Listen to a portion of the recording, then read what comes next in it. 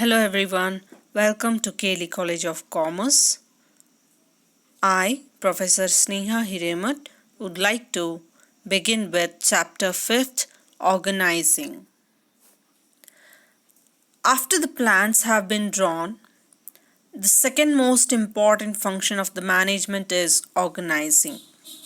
Organizing ensures that the efforts are directed towards the attainment of goals in such a manner that the resources are used optimum manner and the people are able to work collectively as well as effectively so that they can achieve the goal that is for the common purpose. In short, organizing is nothing but translating plans into actions.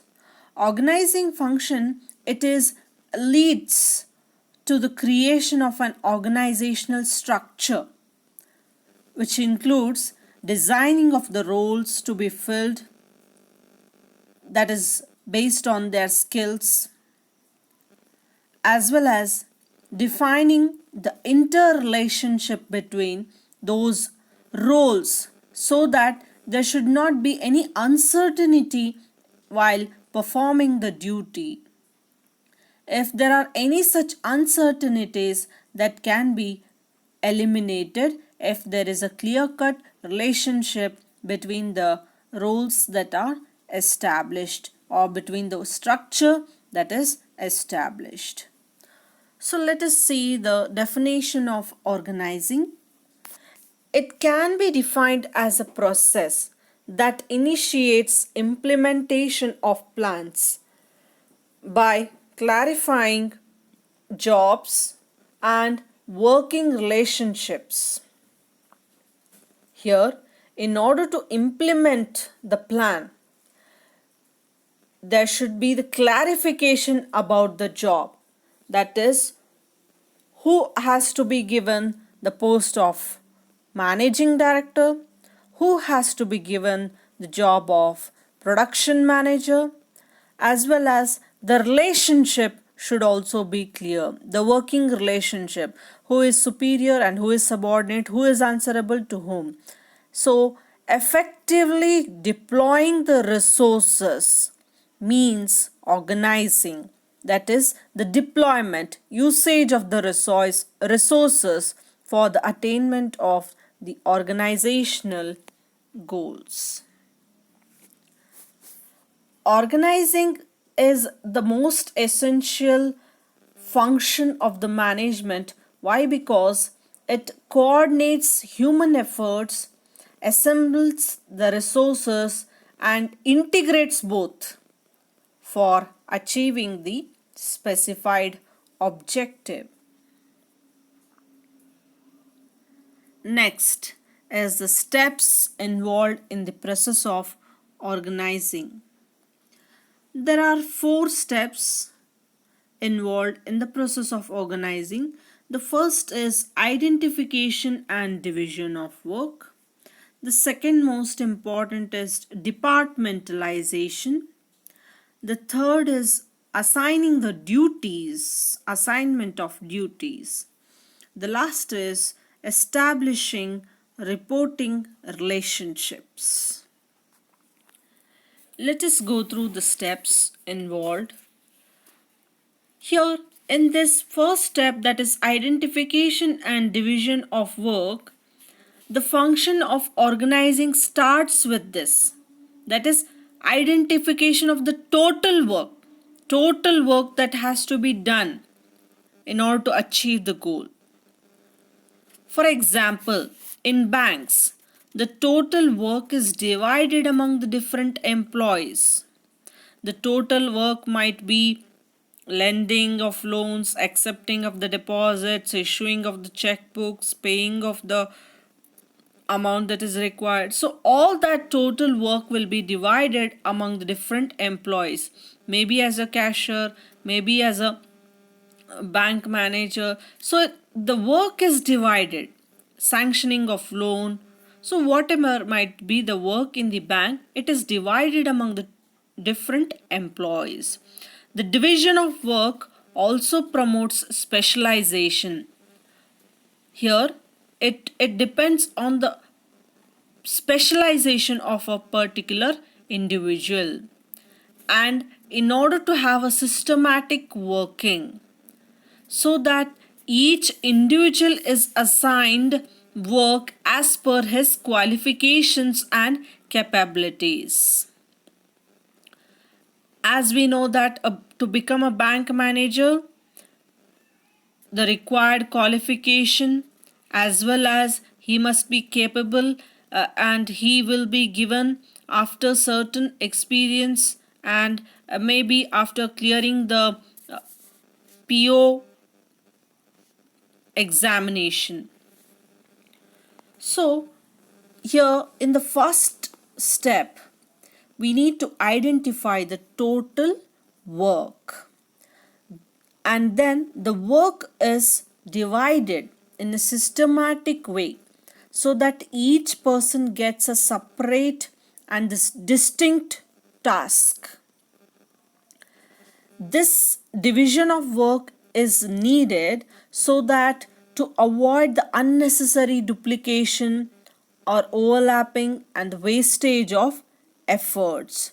In order to avoid the duplication of the work, one must look their capability, study the qualification, divide or assign the work according to their capability. The next is departmentalization or departmentation. It is nothing but grouping of work. Once we identify the total work and that work is divided, the next step is to group the related and the similar jobs under one department. Hence, it is called as a departmentalization. For example, the work of production, relating to the production activity, all that will be considered as one department and it will be grouped. Say for another example, the promotional activities conducted, maybe in the form of advertisement activity, might be done in the form of different media communication, but that is grouped under one department called as marketing department. Such grouping is known as departmentation or departmentalization. The grouping may be done on the basis of functions, products, customers, geographical locations, etc. Sometimes the geographical locations will also be considered in order to group. The third is assignment of duties. After the grouping of various activities into departments, once they are grouped and made as a particular department, it is necessary to allocate the work to the different employees and to place each department under the charge of an individual so that the subordinates are answerable to that particular superior. So the entire department charge should be given to an individual. Duties should be assigned on the basis of knowledge, experience, and the qualification of individuals.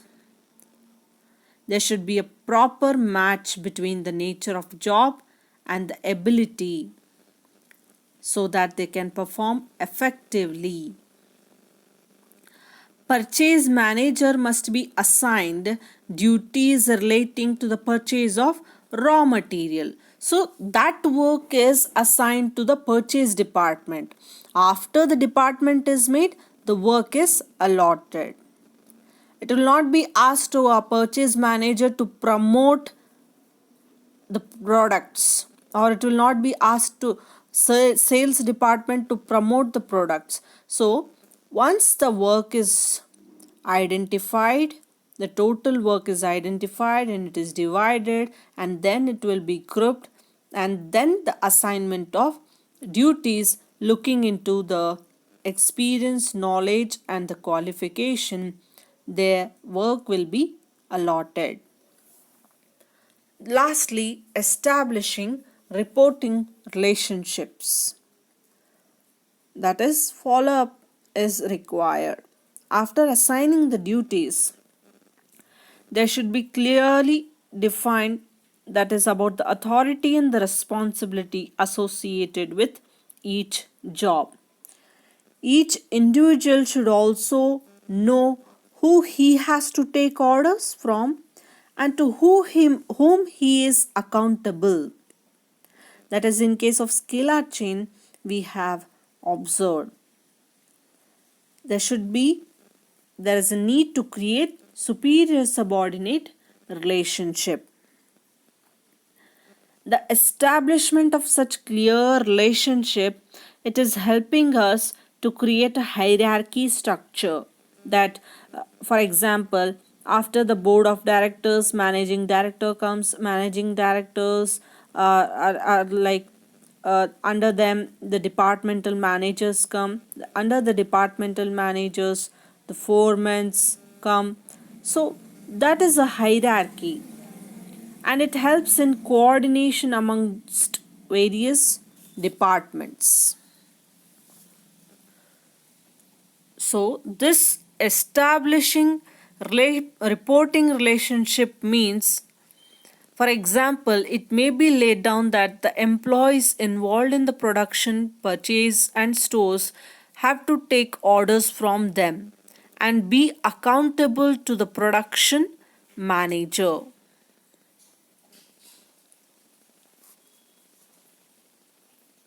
Next, importance of organizing. The first importance is benefits of specialization. The process of organizing, it is leading to a systematic allocation of jobs.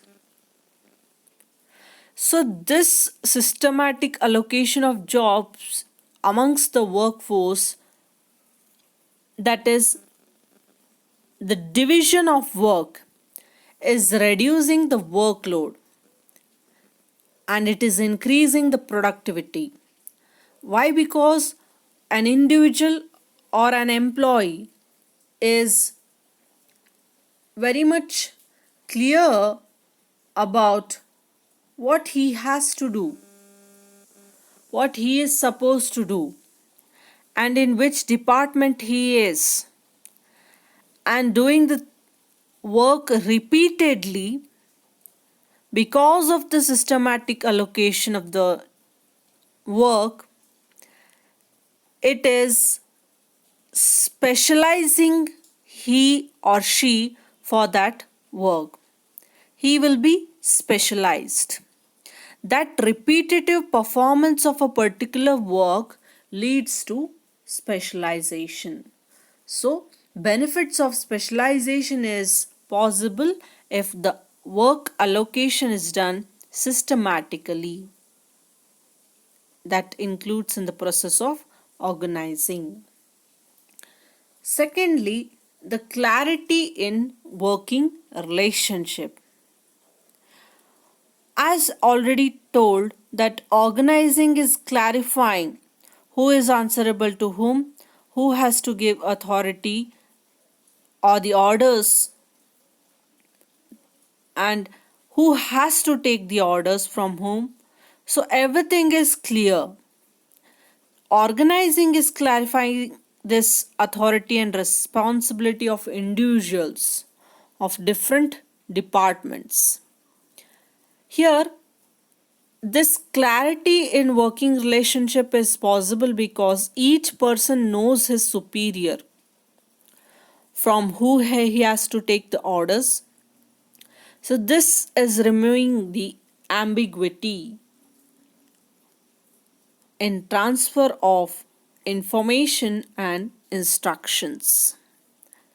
There is a clarity in the superior subordinate relationship, which helps in fixing the responsibility and specification of the extent of authority that he can exercise being an individual, being a superior, to what extent he can exercise his authority, that is very clear in this working relationship. Third is optimum utilization of resources. Organizing is ensuring the optimum utilization of all the resources, maybe human, maybe financial, as well as material resources, that is, physical resources. In organizing, work is assigned as per the ability, and proper assignment of jobs avoids overlapping of work. It is also making possible for the best usage of the resources. Why? Because it is giving the clarity in the working relationship, as well as the duplication of work is being avoided here. So this is giving for the benefit of fuller utilization of the available resources. It also prevents chaos or confusions, and hence it minimizes the wastage of the resources as well as the efforts.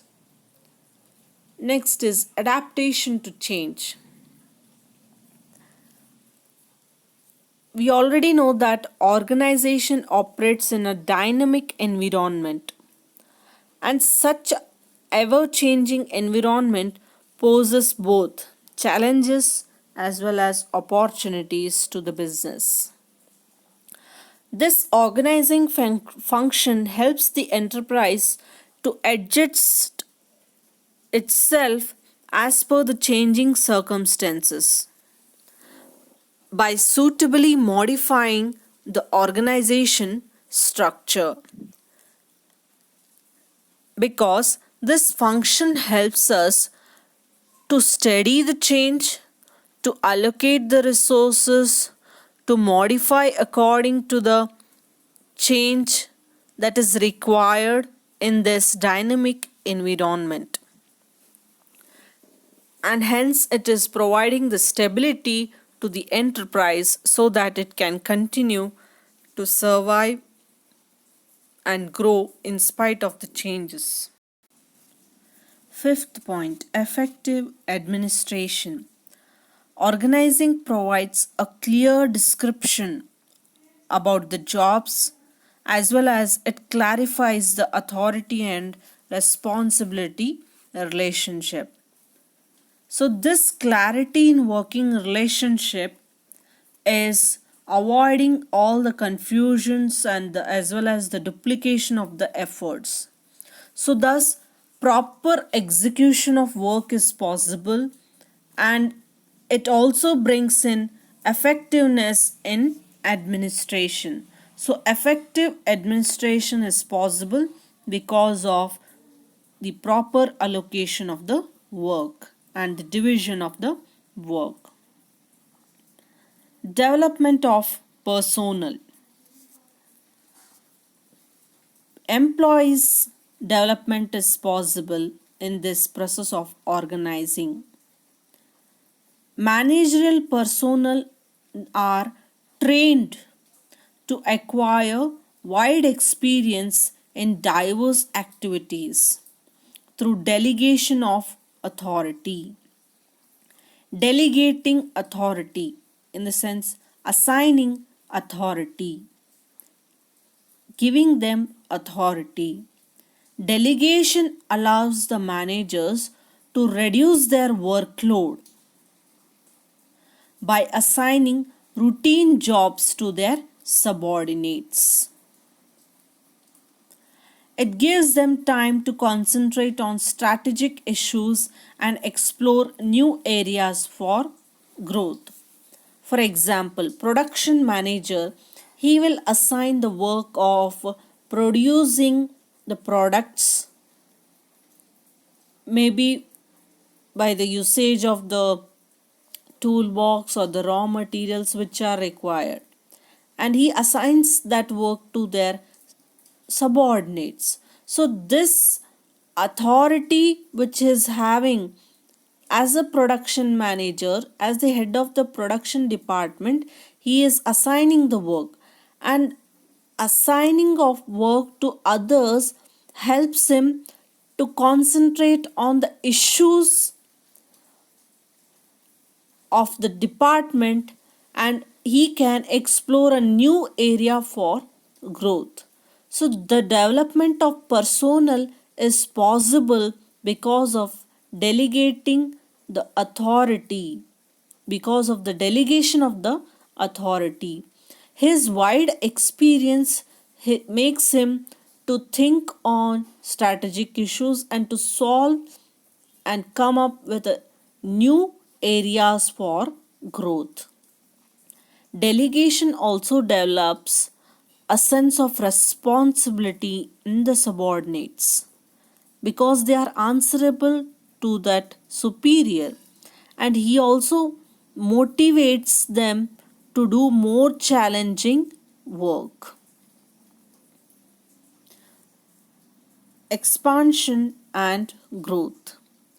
Properly designed organization structure creates favorable conditions for expansion and diversification of enterprise.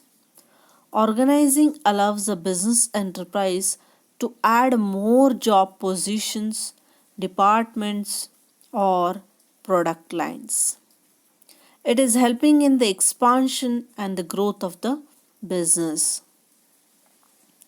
New geographical territories can be added to the current areas of operation, and thus it will help to increase the customer base, sales, and profit. So thus this expansion and growth is possible only when the organization structure is designed properly. When that delegation of authority is done as a MD, as a production manager, as a purchase manager, as a factory manager, as a store manager.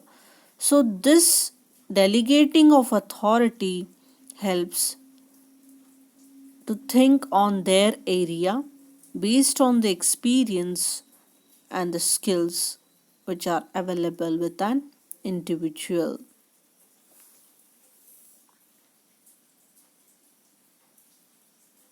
Organization structure. This is called as organization structure.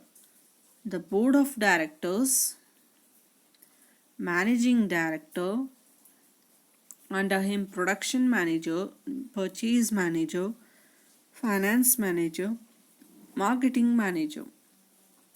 So all these departmental heads are accountable to the managing director, and under production manager, factory manager and store manager comes. Under them the foremen will be working. Here under finance manager, the accounts manager and the audit manager comes. So how this organization structure is created? The structure of an organization is, it's a purposeful design and it is well planned. It is greatly influenced by the span of management. Span of management refers to the number of subordinates that can be effectively managed by a superior. Here, structure of an organization is designed based on the span of management. Span of management, for example, here the managing director, he has 4 subordinates. So this span of management means number of subordinates that can be effectively managed by a superior. For example, here the finance manager has only 2 subordinates, that is accounts manager and audit manager. So this is how the organization structure is created. Let us see what is organization structure. Organization structure, it refers to the framework within which managerial and operating tasks are performed. It denotes the pattern of relationship among the positions and jobs within an organization. So it's a structure. Here, this is a structure. It's a framework within which manager can perform the tasks that are assigned to him. An individual can manage the activities, maybe at the top level, maybe at the middle level, maybe at the lower level. So all are managing the activities and the tasks that are allocated to them. Here it is specifying the relationship between people, work, and the resources. This structure is specifying the relationship. A good organization structure should be dynamic so that it can change and adjust as per the situation or the condition. So what is the need of this organization structure? Why there is a need? The need for creating this structure arises when the business is growing beyond a certain minimum limit. For example, if only individual is dealing in the organization, no need of this structure. If the business is growing day by day beyond the certain limit, then this structure is required. So this structure helps who has to perform what and whose relationship is a superior, and how who all are accountable to one superior, and under superior who all are the subordinates. So all this is necessary when the business is growing.